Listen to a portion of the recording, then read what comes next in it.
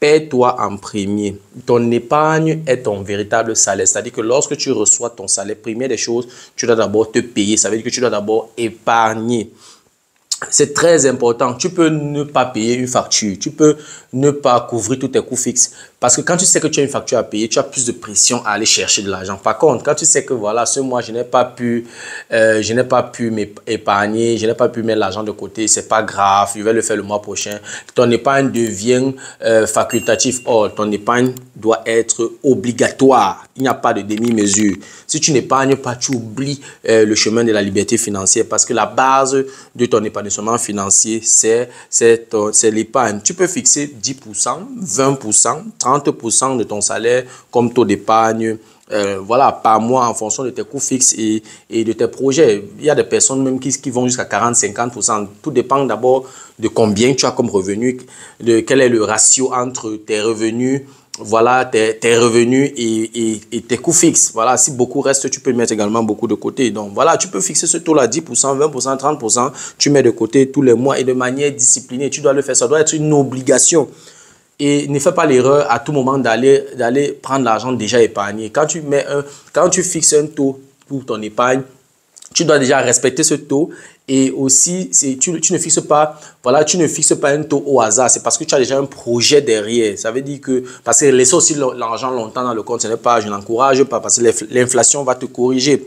Voilà, donc, si tu n'as rien planifié comme projet, tu peux mettre de manière automatique sans réfléchir. C'est-à-dire que tu sais que, ok, je n'ai pas de projet précis, je ne sais pas je sais pas si je dois même épargner. Si tu es dans l'incertitude, mets 10% de tes revenus de côté avant de réfléchir maintenant sur les investissements que tu aimerais effectuer. Parce que, voilà, rester comme ça sans épargner, c'est dangereux puisque cette épargne, tu peux également utiliser ça comme ta réserve. Donc, mets de manière aveugle 10% de côté et ensuite tu vas réfléchir. Si en réfléchissant, en montant un projet concret, tu te rends compte qu'en épargnant 10%, si tu ne vas pas pouvoir réaliser atteindre cet objectif-là ou bien réaliser ce projet, alors tu peux augmenter maintenant le taux à 15, à 20, à 25, à 30, à 40%. Tout dépend maintenant de tes coûts fixes. Rembourse tes dettes. Et qu'après t'être payé, c'est-à-dire qu'après avoir épargné, tu as fixé un taux, tu mets ton épargne de côté, tu dois rembourser tes dettes en commençant par celles dont les taux d'intérêt sont plus élevés. Plus tu rembourses tes dettes, plus tes capacités d'emprunt auprès des banques augmentent. Et plus tu rembourses tes dettes, plus tu es solvable aux yeux des banques. C'est très important de rembourser ces dettes. Et vraiment, la dette est souvent conçue comme de la prison. Donc, rembourser tes dettes, c'est une sorte de libération. Ça aide beaucoup moralement. Il y a des gens qui n'arrivent pas à dormir parce qu'ils ont une dette. Donc, après t'être payé, après avoir épargné, deuxième chose à faire, tu rembourses tes dettes. C'est très important, oui. Et plus tu rembourses tes dettes, il faut aussi savoir que plus tu rembourses tes dettes, moins tu paies d'intérêt. Puisque tu paies les intérêts sur ta dette restante. Donc, plus tu rembourses, plus la dette restante diminue. Et plus la dette restante diminue, plus les intérêts diminuent. Si tu veux atteindre ta liberté financière, si tu veux atteindre ton épanouissement financier selon plusieurs milliardaires, tu dois maîtriser tes dépenses. Tu ne peux pas planifier un investissement si tu ne maîtrises pas tes dépenses. Maîtriser ses dépenses signifie maîtriser ses finances. C'est-à-dire que tu dois savoir quels sont tes coûts fixes, quels sont tes coûts variables. Tu dois savoir ce qui entre dans ton compte et ce qui sort. Si tu t'assois déjà en 3 mois, tu ne peux pas dire à quelqu'un de manière concrète que je dépense tel montant par mois. Ça veut dire qu'il y a un problème. Ça veut dire que tu ne maîtrises pas tes finances. Ça veut dire que tu ne maîtrises pas tes dépenses. Tu ne peux pas avoir une dépense de 2 000 euros ce mois. Le mois prochain, tu as une dépense de 3 000 euros. Le mois d'après, tu as une dépense de 3 500 euros et tout. Il y a déjà un problème. Il faut quand même que s'il y a des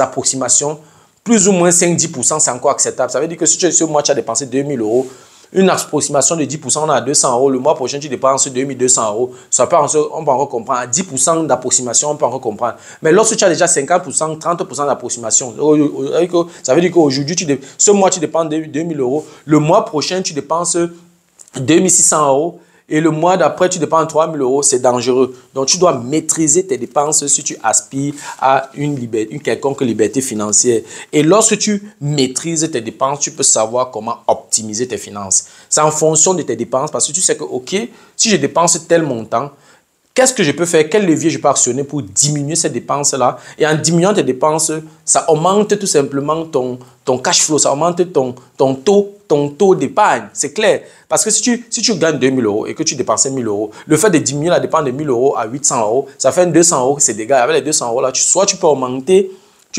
ton taux d'épargne ou alors ça peut te permettre de résoudre d'autres problèmes avec. Donc, comme pour dire, le fait de maîtriser tes dépenses, maîtriser tes finances, n'est-ce pas? Tu peux exactement savoir comment faire pour optimiser tes finances. Si tu veux atteindre ta liberté financière, si tu veux atteindre ton épanouissement financier selon plusieurs milliardaires, investis dans ton éducation. Ta seule vraie richesse éternelle, c'est la connaissance. Je vais toujours le dire dans cette chaîne. Tu peux perdre tous les investissements, mais la connaissance restera à vie. Il peut arriver que tout mon patrimoine immobilier que j'ai bâti, que ça chute aujourd'hui, que je tombe en faillite aujourd'hui, même mon cerveau ne tombera pas en faillite. Tout ce que j'ai ici comme connaissance ne tombera pas en faillite. Cette connaissance que j'ai construite à plus de 10 ans, connaissant déjà les rouages du système, connaissant déjà les contournements, ayant déjà un réseau, même si je perds tous mes investissements actuellement, je peux me relever. La preuve, j'ai fait des gros investissements au pays, j'ai perdu près de 45 millions de francs CFA. Mais ça ne m'a pas empêché de continuer à croître avec mon patrimoine immobilier. Donc, c'est pour dire que tu peux chuter, mais quand tu as la connaissance, tu peux recommencer à chaque moment. C'est vrai qu'à un moment donné, avec l'âge, ça devient limité, mais tu peux recommencer à tout moment. La connaissance, c'est ta richesse éternelle. Donc, tu peux tout perdre, mais la connaissance restera à vie. C'est à travers l'éducation que tu auras accès à plusieurs connaissances. Si tu ne t'éduques pas, tu ne vas pas apprendre des métiers. Si tu ne t'éduques pas, tu ne vas pas apprendre plusieurs métiers. Si tu ne t'éduques pas, tu n'auras pas la connaissance.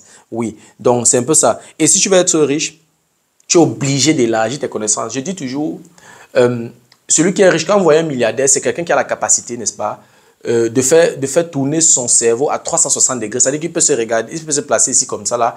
Il regarde un seul objet, directement, il a une idée de business. Il peut arriver comme ça dans un carrefour, il observe. Ce qu'il regarde, ce n'est pas ce que toi tu regardes. Lui, il regarde son environnement, n'est-ce pas, en potentiel cash flow. Et il convertit tout ce qu'il voit en cash flow.